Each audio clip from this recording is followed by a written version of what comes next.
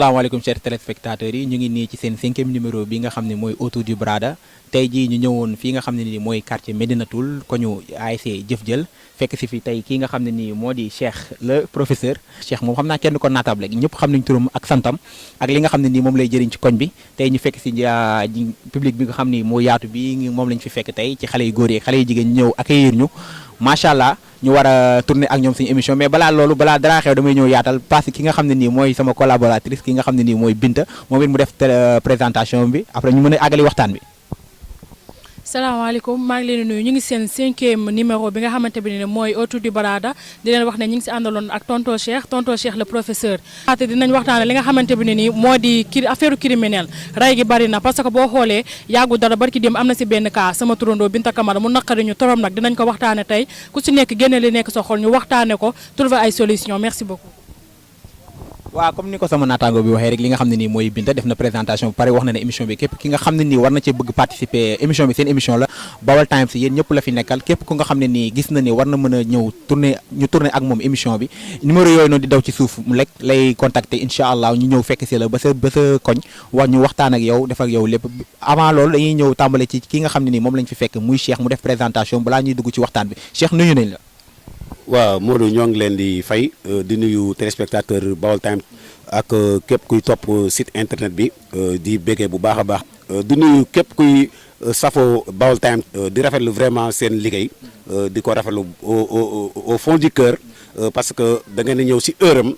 surtout thème bi nga xam ne mi ngi moom ngeen abordé ñoo ngi leen di jaajëfal en tout cas di béggee bu baax a baax a baax votre PDG Mor Sène di ko nuyu bu baax a baax encore une fois en tout cas di nuyu képp kuy safoo Baol Times. ci noonu dañuy aborder li nga xam ne nii mooy deuxième sujet bi tey deuxième sujet bi di wax ne wàllum criminalité li nga xam ne nii mooy xew na ci dëkk bi vraiment mu metti ñu lool ñi nga xam ne ni ñooy jël seeni loxo di ko teg ci wàllum jigéen ñi maanaam di leen teg li nga xam ne ni metti na trop mënuñoo dugg ci waxtaan bi ba génn te waxtaanuñu ci loolu mais balaa loolu damay jox ki nga xam ne ni moom moo concerné débat bi ki nga xam ne mooy Binta Camara tey mu waxee tey ci turam ñu déglu ko bu baax a baax. waaw comme Modou Mbengue ni nga ko waxee rek métti nañu trop en tant que ñu dëkk si dëkk bi ñun ñëpp ñu bokk dëkk bi defe naa ñun ñëpp ñoo bokk ndey bokk baay cas bi si am barki démb di Binta Camara mu métti ñëpp trop parce que boo xoolee waa ji si biir famille bi la bokkoon waa ji ba si seen biir groupe de famille sax daf si bokkoon famille bi amoon si moom confiance mu jëf-jëf ñu ñaaw boobu xanaa ak lu bon nit xool si weeru koor bi tonton Cheikh en tant que citoyen nga nekk si dëkk bi da nekk journaliste di aborder si beaucoup de choses yoo xamante bi ne yaa ngi siy liggéey noo gisee loolu ak noo ko méttul loo. waaw Bintu di ko naqaru rek di jàllawaat aussi njaboot gi yëpp xëy na Binta Camara dafa gën a siiw rek mais Ramayad mi ngi fi Fallou Ba mi ngi fi Aziz Tall mi ngi fi Seeku Diallo Kolda mi ngi fi bëri na ay rey xëy na Bintu Camara lu tax mu gën a siiw parce que papam c'est un politicien papam PDG la directeur général la dafa nekk APR looloo tax te moom lañ jaale presse bi moom lañ diw bër bi mais am na ñeneen ñoo xam ne Ramayad barke dem dañ ko rey Thiès quartier R100 rey ko rey bu metti ab Pël Fuuta rey ko boobu ba léegi Pël Fuuta bi feeñut kenn defu si benn démarche kon man je déplore ça li may wax mooy Bintu Sénégal amul sécurité neen ko waxta dee dafa am loo xam ne gi nga góom soo koy faj da nga koy xolli ba mu weex tàll yaa ngi dégg nga sot si alcool fomp ko mu set mais Sénégal amul sécurité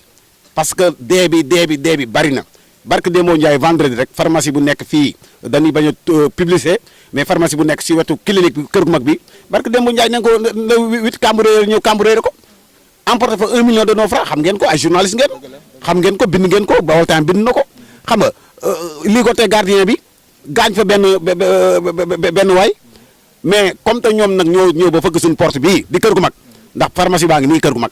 ñun suñu soxlaa garab fan lañ koy jëndee comme te ñoom nañ ñëw malfaiteurs yi ñëw leen ba foofu kon man ñun suñu tëddee du nelaw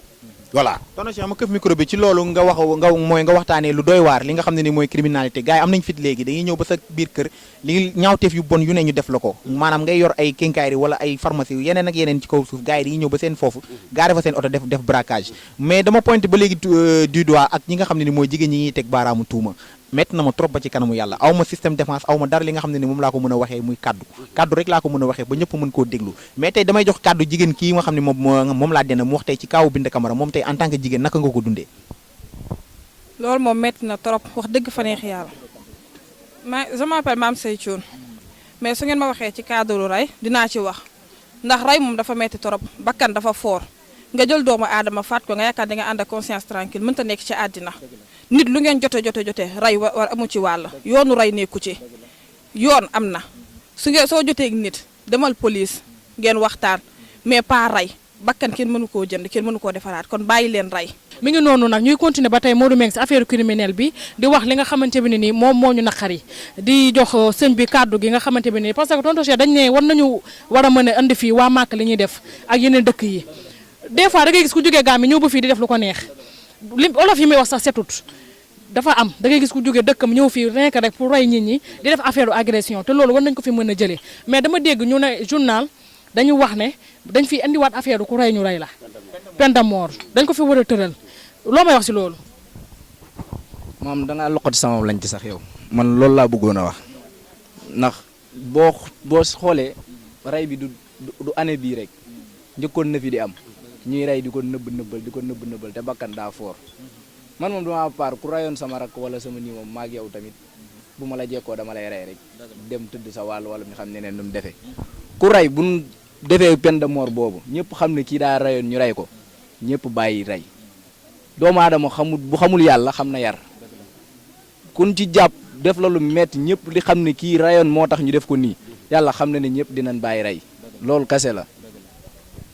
waa tamit tonton Cheikh ba tey dañ ne est-ce que dina am ñoo xamante ne par exemple tey ñu ne nañ jël tonton Cheikh di ko fay bu ñu reyee diw ñu woo tonton Cheikh mu rey ko parce que ñu si bari dañ ne loolu du mën a nekk parce que amul ñuy nangu loolu mais tamit gisuloo ne ku rey ñu yóbbu la ba Casamance ñu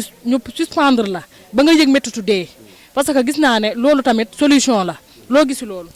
Bintu loolu da jarul yóbbu Casamance sax fekkee Jurbel nga reyee ñu yóbbu la benn place publique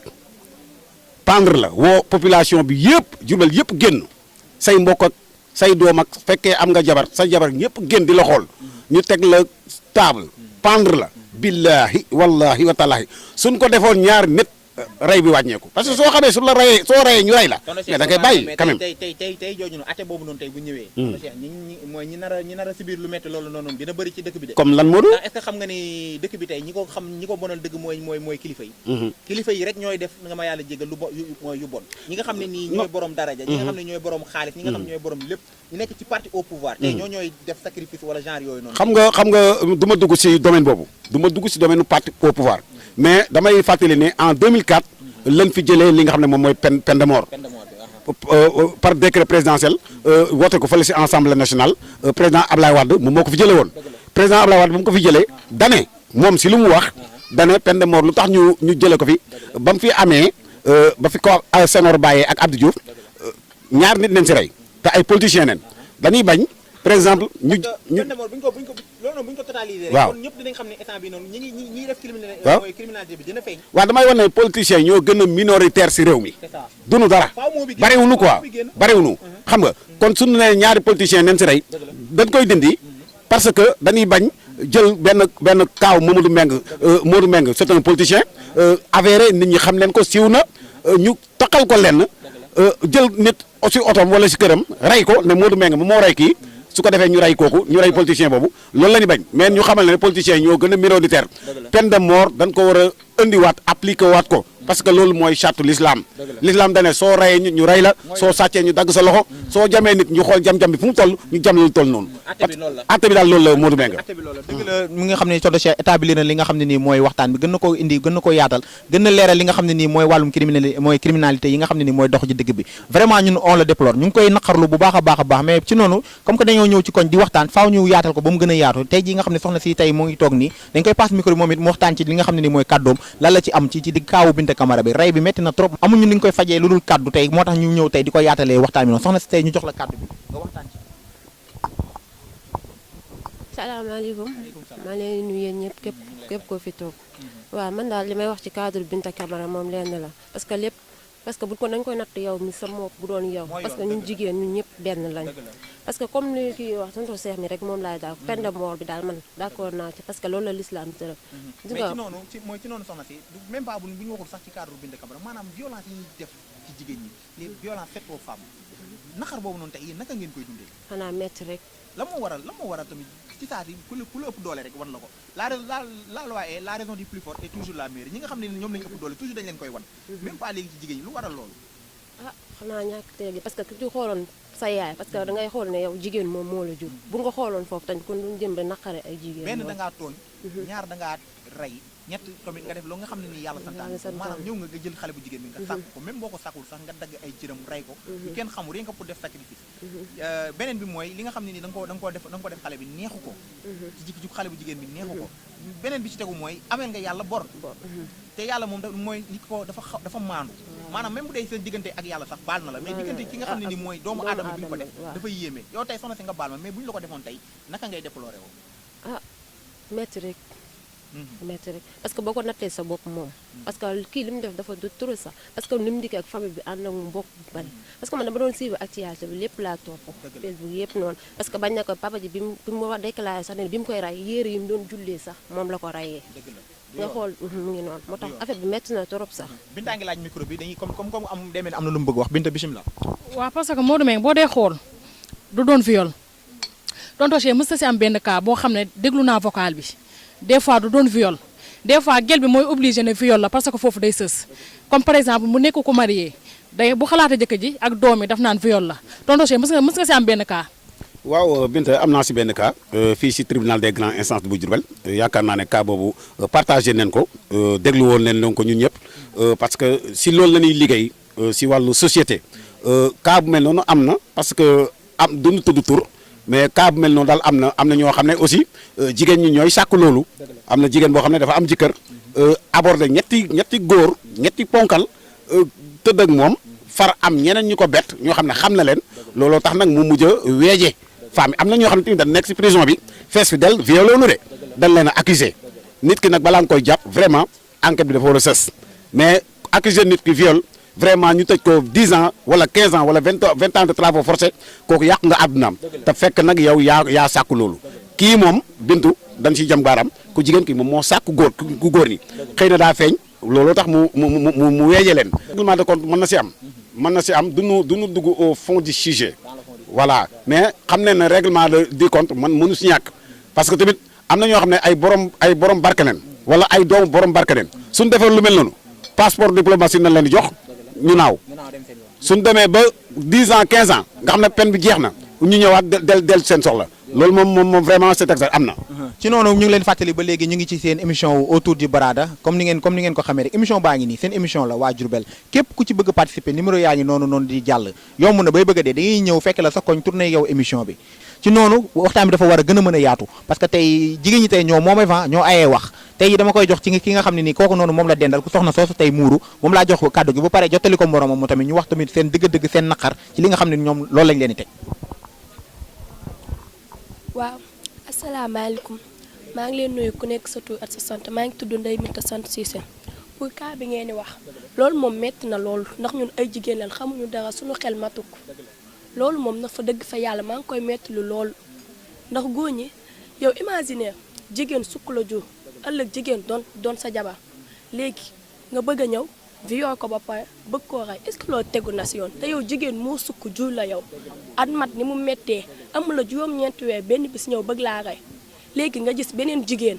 bëgg koo viol bëgg koo rey loolu est-ce que yoon la en tout cas yéen góor ñi yéen laay waxal daal loolu moom métti na lool moom bàkki yàlla góor ñi moom ëmma da lu may wax ñoom góor ñi moom ëmma da na amuñu xol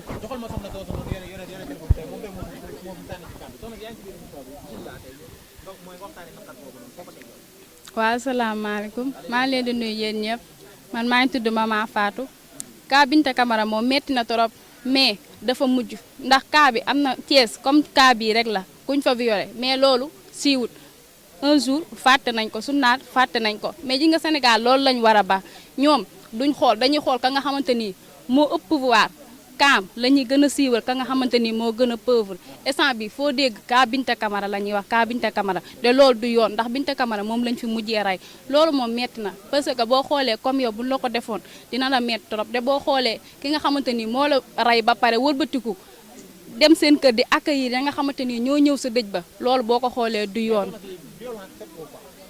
tey jii ku dégg loolu xam ne message à lancer la quoi loolu leer na ñëpp a ngi koy daw di ko seete ji di ko wuti violence faite aux femmes tey yow naka nga gisee en tant que femme. waaw man moom depuis ba mu ko déggee ba tey metti na ma parce que góor ñi ñoom it dañoo war a xool seen bopp ndaxte nit dina la romb sol loo xamante ni dafay sexy sa xel di sa nekk li nga wax am na loo wax sànq dëgg la jigéen ñi ñoom it dañuy def parce que ñoom am na foo xam ne ñoo lay provoqué pour nga sàkku leen ndax am na yére am na saa sol yoo xam ne boo ko soree boo rombee sax ku dul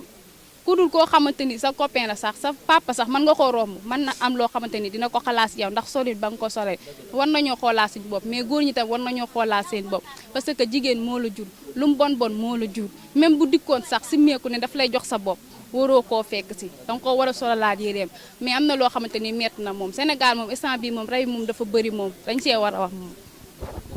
waaw Modou Mbengue defe naa affaire bi ñëpp ñu ngi koy méttiwul mais tamit kii dafa wax benn affaire boo xam ne nit ñi dañ si bàyyi xel man sama yaay foo waxee mu ne waa ji dafa bon parce que tamit ñu dëkk kooku amul xol kooku ñaata at mu dëkk Binta Camara nekkete xelam mi ngi si moom mais ak nu mënoon na doon rek mënoon na xool li kiy wax jigéen moo la jur te kii nee na góor amul xol tonton Cheikh wax na lu xaw a am solo parce que ñu bari dañ koy wax góor amul xol ah dangaa laaj micro. waaw laaj na micro bi demee ne moom am na xol ko rek. am nga xol góor am na xol de parfois day sës ndax boo jëlee jigéen bala ngaa takk jigéen léegi sax laajutul ñett ak trace booy takk dana la laaj lu bari léegi am na ko ma soo ko daan ne ab lex nga jël ko fay ci 500000 yàq ci xaalis bu bari boo ca tegee sa loxo tar mbéj da ngaa sës am na lu tax ndax munoo def ci lex 500000 defoo ca fóon defoo ca dara di ci dóorub loxo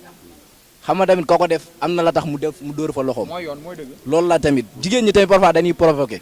mais tamit nga baal ma waaw Binta Camara kii wax na ko sànq mu ne bi ko waaj yi di bëgg a tëddee parce que jotu ko tëddee te Binta Camara moom tamit gore na ko danga may rey rek mais dinaa demal sama ngor ba tey tëddewu ko parce que bi sage-femme xoolee ba tey dafa vierge mi ngi woon ak ndawam mais xam nga moom tamit deful wanewul benn yoon ne provoqué na xale bu góor bi moom foo ko fekk dafa yow ba vidéo ñu wane yëpp mi ngi si yiw kon kooku defe naa waaye moo def foofu waaw moom laa rek xam nga waaw am na xol de am na xol de nit ñëpp danoo bokkut yam danoo yamut gis-gis la am na xol de mais gis-gisam la xam man bu doon man du ma ko mës a def xalaatuma ko moom tamit xam naa gis-gisam foofu la toll ak sës na ak kenn xamul daal mu def loolu. dëgg la kon damay këf micro bi léegi-léegi kon ci waa ji pour wax leen kon daanaka xanaa kon wax ji kon war naa frankulaay mais gars yi dañoo soliwaat yeneen sujet mais sujet yooyu yëpp mënuñu cee débattre mënuñu cee commentaire parce que gars yi ñu ngi waxtaan léegi-léegi ci wàllum sëy bi daan xale yi jigéen ñi dañoo cher dañ lañ koy jaay léegi man affaire boobu dafa maa jaaxal ndax xale yi jigéen ñi léegi dañ koy jaay waaw soxna si yow tey sa njëg tey bu ñu doon calculer tey njëg bi yow tey ñaata nga dew non man moom taamuwuma lu ma yàlla may rek ma jël mais tamit góor tamit boo koy tànn da ngay xool góor gi ngay tànn pour mu nekk sa jëkkër ëllëg olof Njaay nee na lu nuyoo ci sëy feeñ na ci ngoro dañ koo nëppal moo tax mu feeñ ca sëy ba nit moom boo koy tànn da ngay xool ki nga xam ne doy na la ki nga bëgg doo ko teg dara lu koy sonal ci àddina tamit ki nga bëggul na mën nga koo laaj lu nekk te nit sax lan lay xoolee ku mu bëggul di sa yeeg moom ba tax ngay koy laaj loo xam ne waroo ko koo laaj mais loolu d'accord ba ci wax dëgg fa neex yàlla. dëgg la ci noonu tamit kon ñu jox waa ji micro bi tamit ba léegi moom tamit waxtaanee ci li nga xam ne nii mooy li am cadre viol be cadre nangam sangam te yow ku baax en tant que tey góor yàlla tey sa moroomu góor def loolu noonu tey naka nga koy ñaawal mooy kiiwee daal naka nga koy dénoncer yow. wax dëgg yàlla moom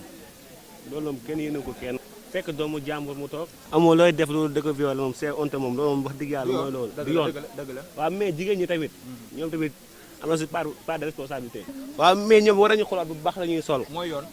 waaye nag viol moom wax dëgg yàlla su ma sañoon moom.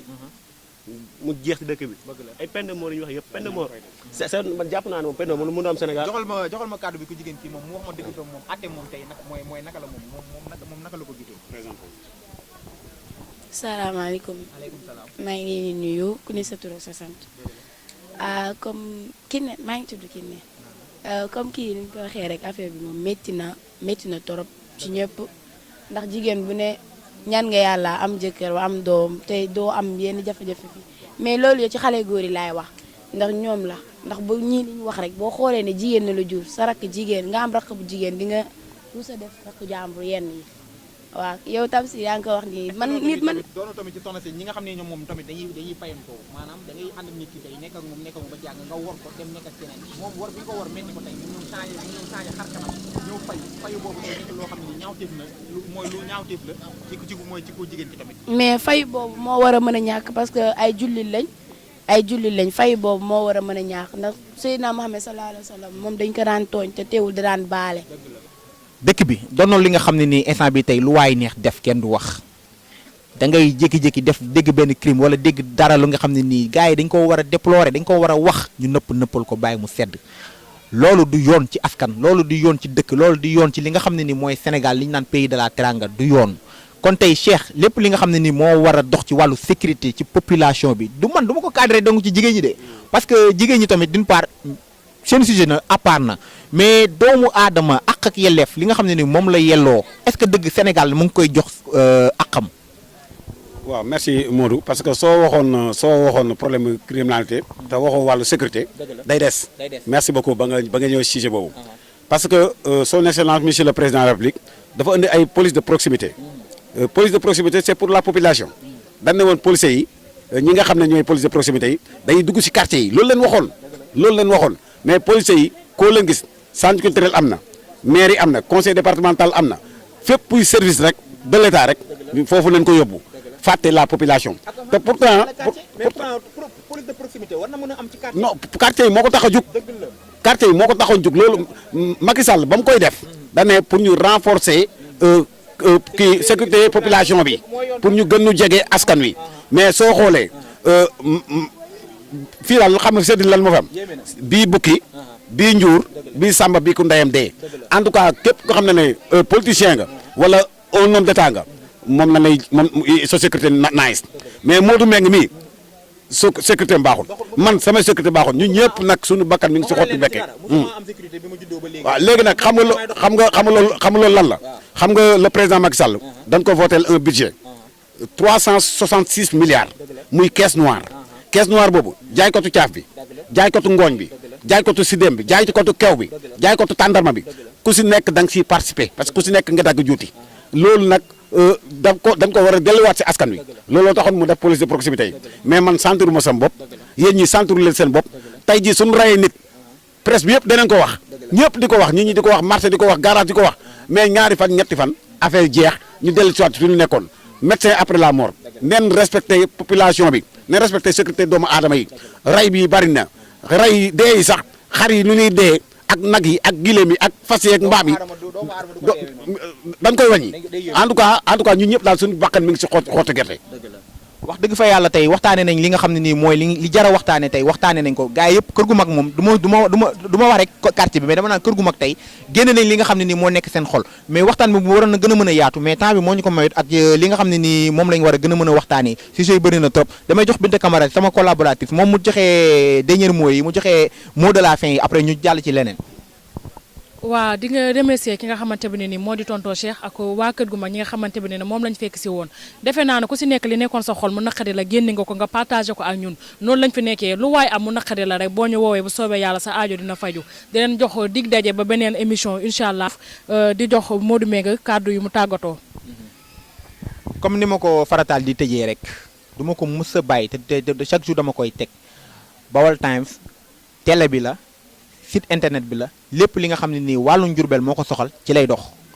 seen yëf la suñu yëf la ñu bokk ko ñu ñëpp mu nokki benn ci noonu ñu tëj ak kaddu bi ci li nga xam ne mooy tonton Cheikh accueillir bi mu ñu accueillir ak li nga xam ne nii xale yu jigéen ñi ak xale yu góor yi macha allah joxe nañ ko ñu ngi leen di jaajëfal bu baax a baax a baax émission bi seen émission la télé bi seen télé la lépp seen lépp la suñu lépp seen lépp la waaye yéen it seen i lépp tamit suñu lépp la ndax ñoo ko bokk Sénégal bu yaatoo xol yee yaatu moo tax nañ xol yi yaatu xam nga kàddu yi gën a yaatu ñu am yar am diine parce que loolu la suñu mag ñi bàyyi woon te loolu lañ war a continuer di ko def ñu ngi jox gars yi yeneen dig daje ci yeneen i émission di baal àq ñëpp nag di baalu ñëpp àq ci weeru koor bi asalaamu aleykum wa rahmatullahi taala wa barakaatu